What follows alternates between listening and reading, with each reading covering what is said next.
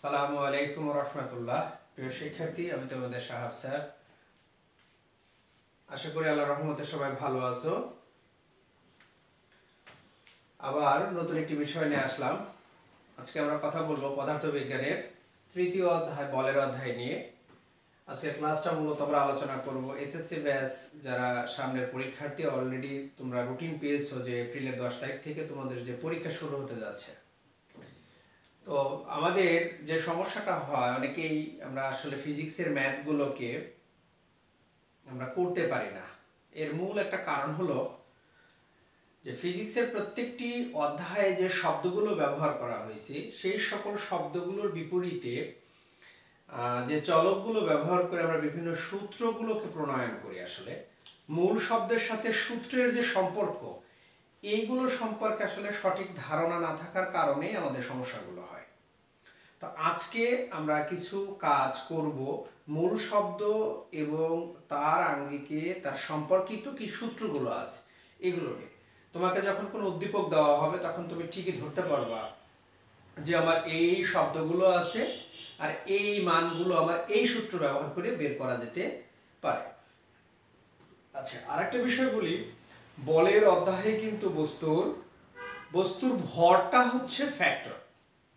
যে বস্তুর ভর নাই তার উপর কোনো ত্বরণ কাজ করে না, তার কোনো ওজন হয় না, তার উপর কোনো বল প্রয়োগ করা যায় না, তার কোনো বেগ থাকে না। তার মানে বলের অধ্যায়ে যে বস্তু নিয়ে আমরা কথা বলবো বা যে বিষয় নিয়ে কথা বলবো সেই ক্ষেত্রে ভরটা সবার আগে মাথায় রাখতে হবে। ভর রিলেটেড যতগুলো সম্পর্ক আছে সেই কাজগুলো আমাদেরকে শিখতে হবে। তো চলো, আমি বোর্ডে দেখো তৃতীয় অধ্যায়ে কতগুলো মূল শব্দ আছে সেই শব্দগুলোর সাথে একটু পরিচিত হই। তৃতীয় অধ্যায়ে আমরা জানবো হচ্ছে বল। বল মানে হচ্ছে এমন একটা কিছু যা কোনো বস্তুর উপরে প্রয়োগ করলে যদি কাজ এবং স্মরণ হয়, ওই যে প্রয়োগ করলাম যেটা সেটাই হচ্ছে মূলত বল, যার ফলে কাজও হবে স্মরণও হবে। এরপর ভরবেগ। ভরবেগ হচ্ছে ভর আর বেগের গুণফল। কোনো বস্তুর যদি ভর থাকে, ওই বস্তুকে যদি আমরা এক জায়গা থেকে আরেক জায়গায় নিয়ে যেতে পারি একটা বেগে, তাহলে সে একটা ভরবেগ তার মধ্যে সঞ্চার হয়। তারপর শক্তির সংরক্ষণশীলতা। প্রত্যেকটা বস্তুরই একটা অন্তর্নিহিত শক্তি থাকে, আমরা এটাকে বিভব শক্তি বলছি। এই বিভব শক্তি গতিশক্তিতে রূপান্তর হতে পারে। অর্থাৎ মোট কথা হচ্ছে শক্তি যেটা আছে এই শক্তির এক রূপ থেকে আর এক রূপে আমরা রূপান্তর করতে পারবো, কিন্তু শক্তিকে ধ্বংস করা যায় না, সৃষ্টিও করা যায় না। এটাকে শক্তির সংরক্ষণশীলতা বলা হয়, এটা নিয়ে কথা হবে। এরপর ঘর্ষণ, ফ্রিকশন যেটা বলা হয়। ঘর্ষণ মানে একটি স্থির তলের উপর দিয়ে অন্য একটি গতিশীল বস্তু যদি চলাচল করে, তাহলে একটা তল অপর তলকে যাওয়ার পথে বাধা প্রদান করবে। আবার এমনও হতে পারে দুটো বস্তুই গতিশীল কিন্তু একজন আরেকজনকে বাধা প্রদান করতেছে।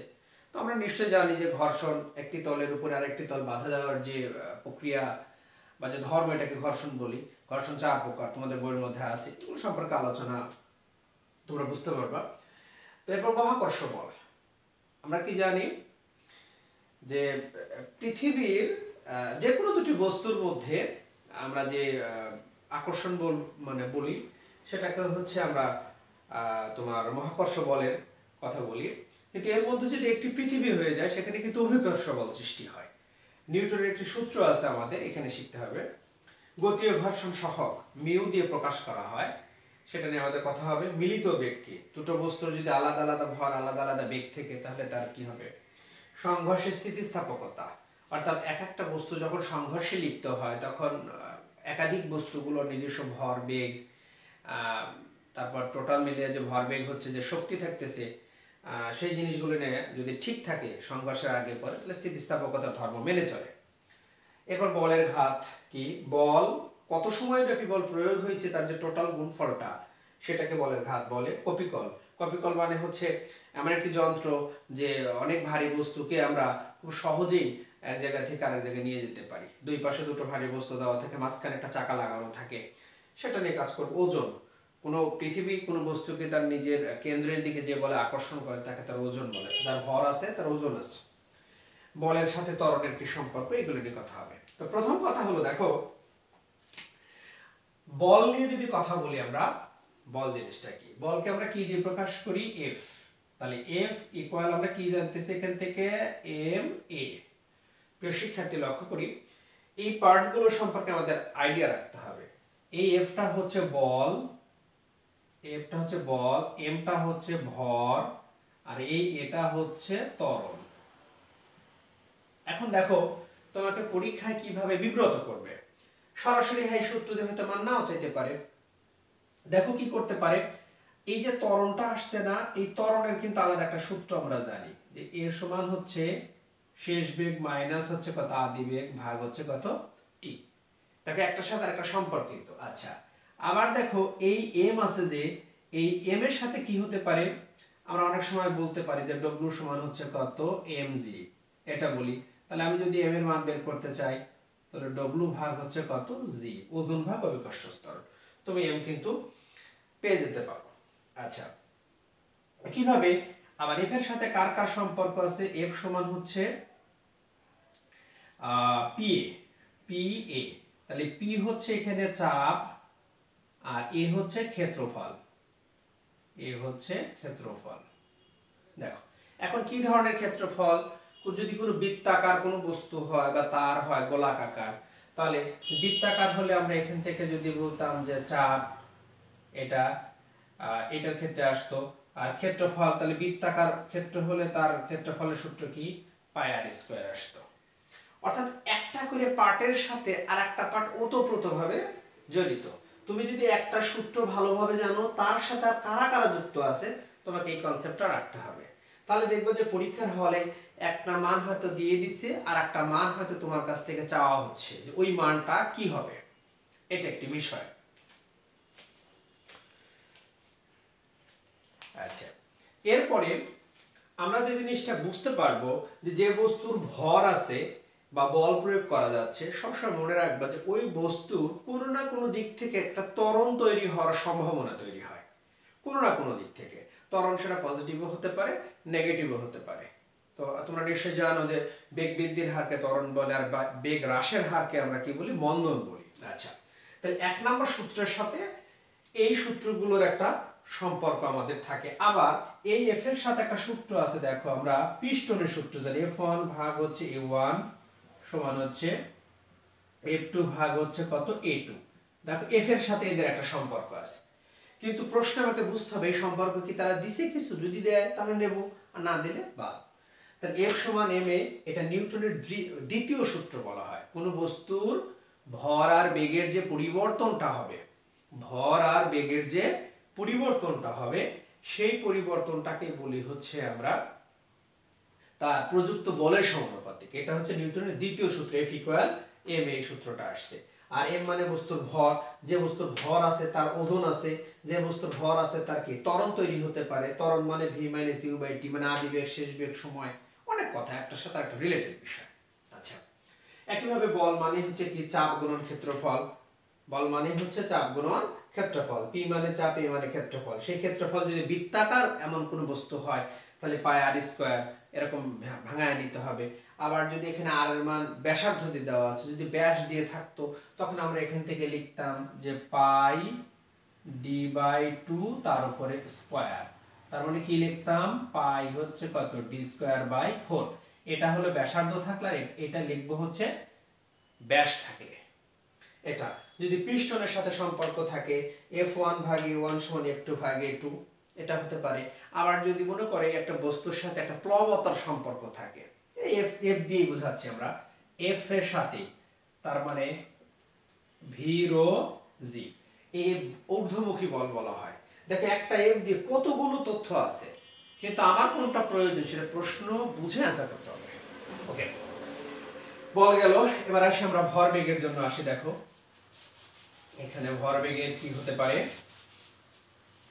আমরা সবগুলো তথ্যকে শব্দগত দিক থেকে সূত্রের আকারে প্রকাশ করার চেষ্টা করব। ওকে, দেখো আমি 2 নম্বরে আছি। ভরবেগে প্রকাশ করা হয় p দ্বারা, ভর হচ্ছে m আর বেগ হচ্ছে কত v। তাহলে এটা হচ্ছে মূলত ভরবেগের মূল সূত্র। দেখো যখন দুটো বস্তু আলাদা থাকে তখন এই একটা বস্তু আলাদা আলাদা কিন্তু ভরবেগ আছে। তাহলে ভরবেগের পর এমন আছে দুটো বস্তু সংঘর্ষ আসলো, আবার সরে চলে গেল দূরে। এই যে সংঘর্ষ এবং দূরে সরে যাওয়া, তাহলে এই দুটি বস্তুর মধ্যে তাদের ভরবেগের যে টোটাল রেজাল্টটা হবে হচ্ছে 0।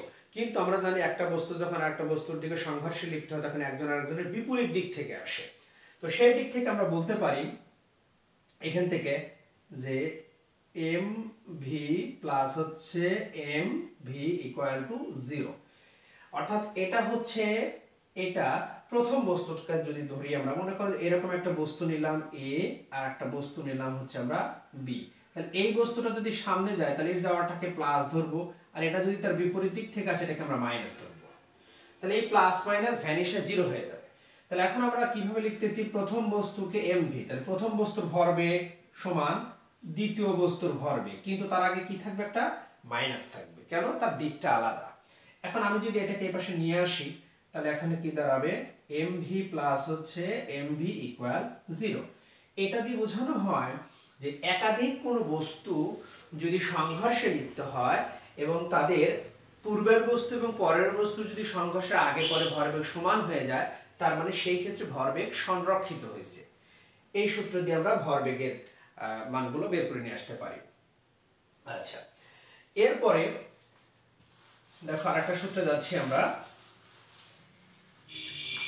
এখানে 3 নাম্বার শক্তির সংরক্ষণশীলতা।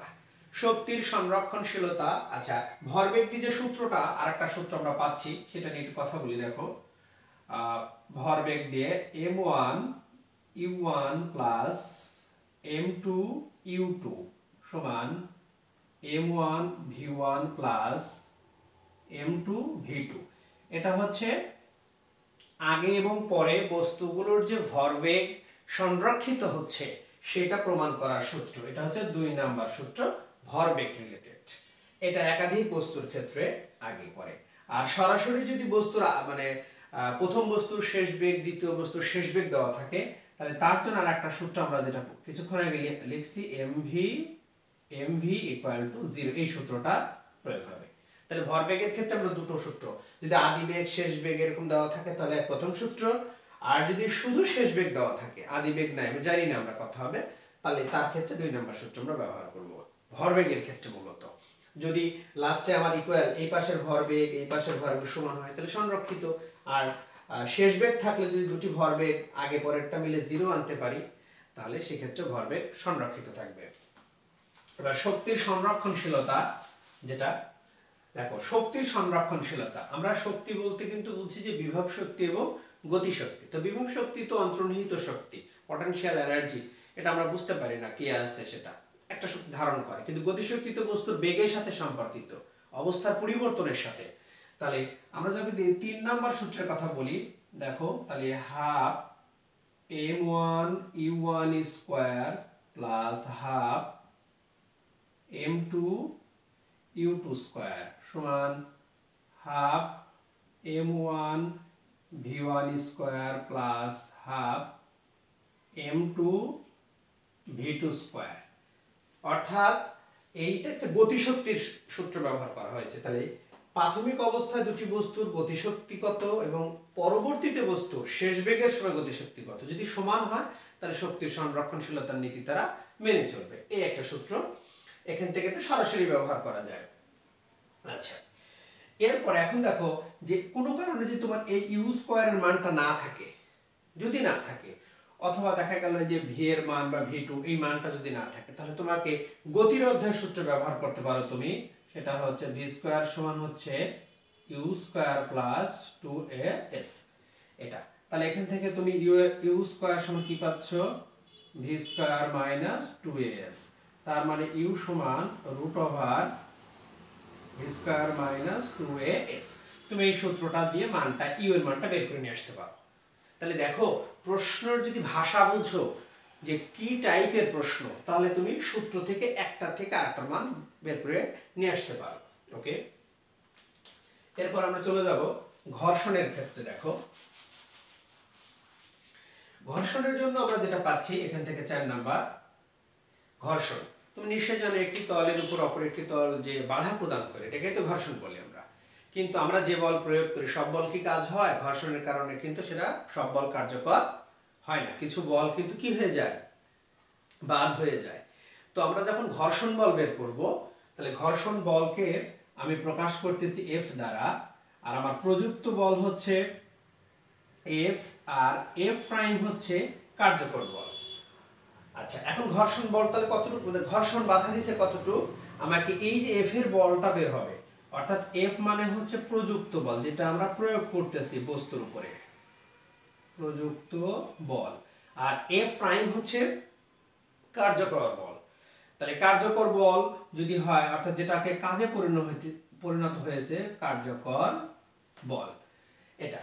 তাহলে এখন আমরা যদি এখান থেকে একটা সমীকরণ পাই, তাহলে প্রযুক্ত বল বের করার সূত্র যদি হয়, এটা মাইনাস এই পাশে নিয়ে আসলে কি হবে, এফ প্লাস হচ্ছে কত, এফ প্রাইম।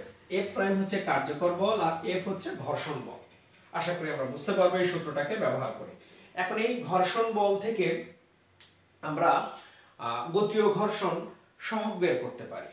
গতীয় ঘর্ষণ সহগ যেটা এখানে আসছে আমাদের গতীয় 6 নম্বরে, গতীয় ঘর্ষণ সহগ 6 এর মধ্যে এই মিউটাকে গতীয় ঘর্ষণ সহগ বলে, অর্থাৎ এফ ভাগ হচ্ছে ডব্লু। এফ মানে হচ্ছে ঘর্ষণ বল, ডব্লু মানে হচ্ছে বস্তুর ওজন। তাহলে এই এফ বের করার সূত্র আমি কি পাচ্ছি, প্রযুক্ত বল মাইনাস কার্যকর বল, আর ডব্লু বের করার সূত্র হচ্ছে এমজি। আমরা এখান থেকে বের করে নিয়ে আসতে পারবো। ওকে, এখান থেকে আমরা ত্বরণ বের করতে পারবো এই গতীয় ঘর্ষণ বল সহগ থেকে, কারণ এ সমান হচ্ছে এফ মাইনাস এফ ভাগ হচ্ছে এম, এফ মাইনাস এফ ভাগ হচ্ছে এম। অর্থাৎ আমরা যখন কোনো বস্তুকে ঘর্ষণ মানে হবে একটা তলের উপর আর একটা তলে, তাহলে তার ত্বরণের মানের কম বেশ হবে, তাহলে সেই ক্ষেত্রে ত্বরণের মান আমাকে বের করে নেওয়া লাগতে পারে। তাহলে এফ মাইনাস হচ্ছে কত, এফ। এই এফ মানে হচ্ছে প্রযুক্ত বল, এই এফ মানে ঘর্ষণ বল, এম মানে বস্তুর ভর, ব্যবহার করলে আমরা ত্বরণ বের করে নিয়ে আসতে পারবো।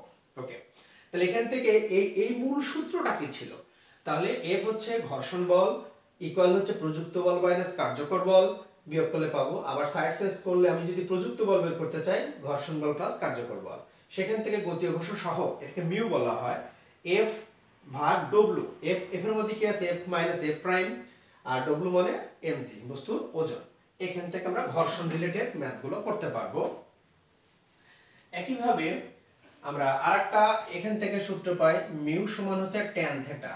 আমরা এখান থেকে যখন লম্বালম্বি ভাবে বল প্রয়োগ হয় বা কত অ্যাঙ্গেলে আছে সেটা ব্যবহার করে, যেহেতু ট্যান থিটা লম্ব বাই ভূমি বরাবর কাজ করবে, তাহলে এই ট্যান থিটার মান বসিয়ে আমরা এই গতীয় ঘর্ষণ সহগ বের করতে পারি। আচ্ছা, এর ফলে আমরা আরেকটা পাচ্ছি হচ্ছে বলের ঘাত।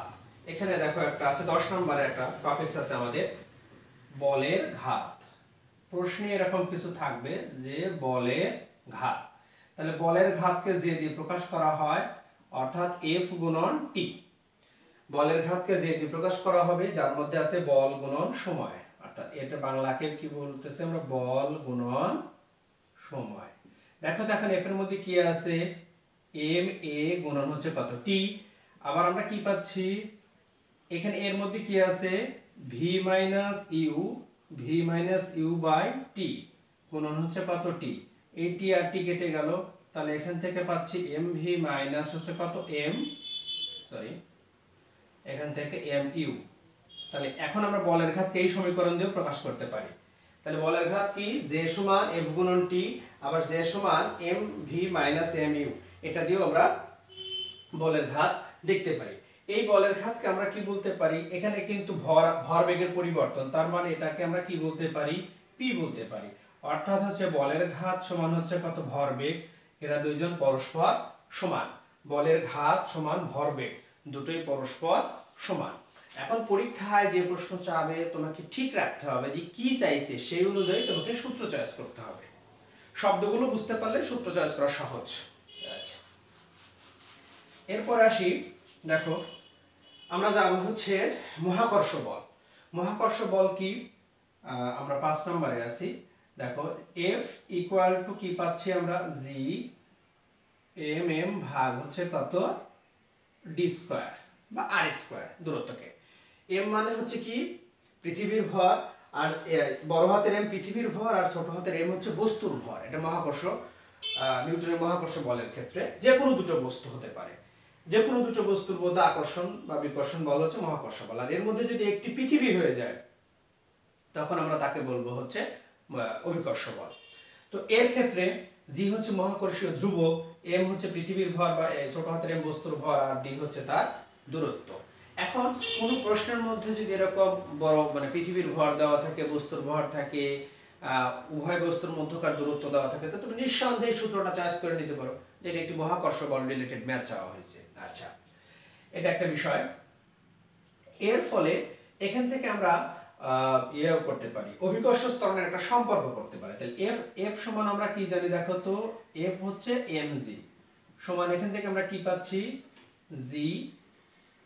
এম হচ্ছে বড় বস্তুর ভর বা পৃথিবীর ভর, অন্য কিছুর ভর, আর এম হচ্ছে অন্য কোনো একটা বস্তুর ভর, এম ভাগ হচ্ছে কত, ডি স্কয়ার। তাহলে দেখো তো এম আর এম কেটে দিলাম, তাহলে এখান থেকে আমি কি পাচ্ছি, জি সমান জি এম ভাগ হচ্ছে কত, ডি স্কয়ার। এই আর স্কয়ার দিয়ে পুরস্কার দিয়ে ডি দ্বারা দূরত্ব বা ব্যাসার্ধ বোঝানো হয় পৃথিবীর আর কি।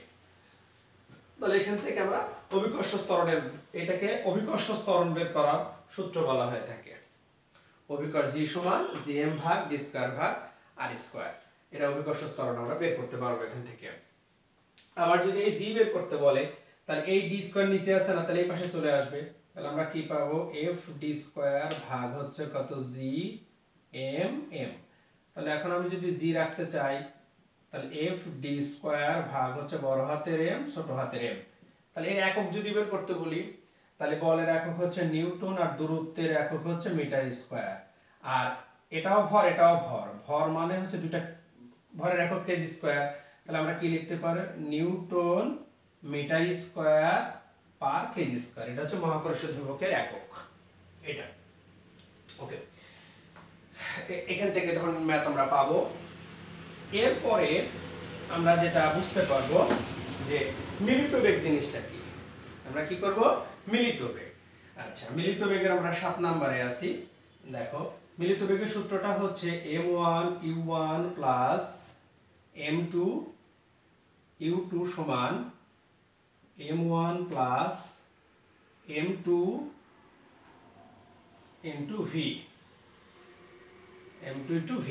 মিলিত মানে কি, কোনো বস্তু যখন মিলিত হয়, ওই একাধিক বস্তুগুলো কিন্তু আলাদা, তাহলে তাদের আদিবেগ আলাদা হবে। দেখো u1 u2, কিন্তু যখন এক জায়গায় আসবে তখন কি শুধু v, একটা ভিতে পরিণত হবে, কিন্তু ভর কিন্তু আলাদা। তাহলে সেই ক্ষেত্রে আমি কি বের করতে পারি, v সমান m1 u1 plus m2 u2 ভাগ m1 যোগ হচ্ছে কত, m2। এইটাই হচ্ছে তোমার v, মিলিত বেগ।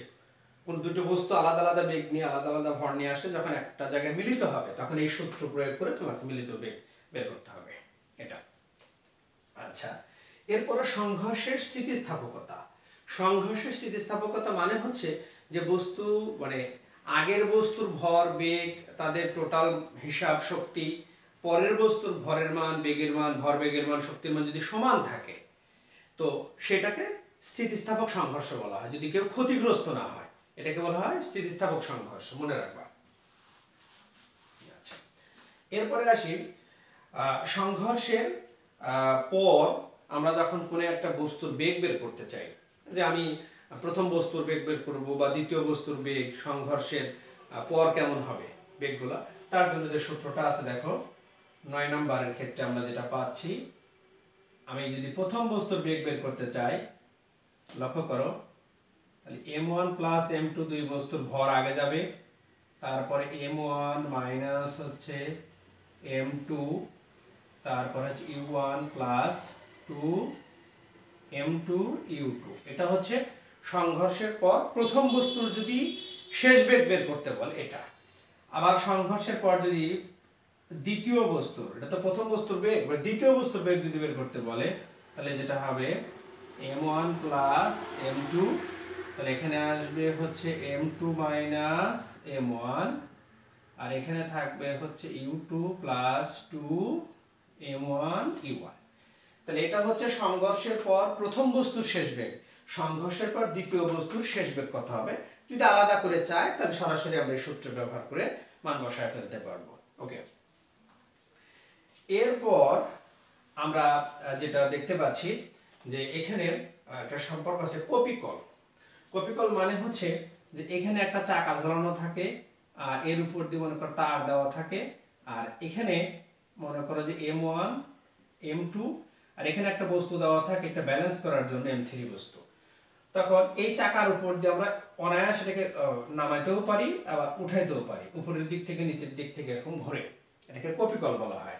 এখন এই কপিকলের ক্ষেত্রে যদি বস্তুর ত্বরণ বের করতে বলে, তাহলে কপিকলের ক্ষেত্রে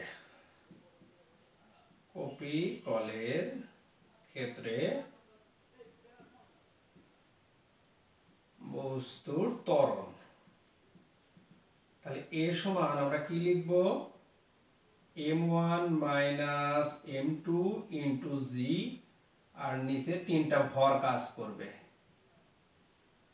এটা আপনার কপিকলের ক্ষেত্রে যদি বস্তুর ত্বরণ বের করতে বলে, তাহলে M1 minus M2 into G অভিকর্ষ ত্বরণ ভাগ হচ্ছে, এখানে সমত্বরণ বের করবো মূলত আমরা, আর তিনটা বস্তুর ভর এই পাশে মাঝখানেরটা।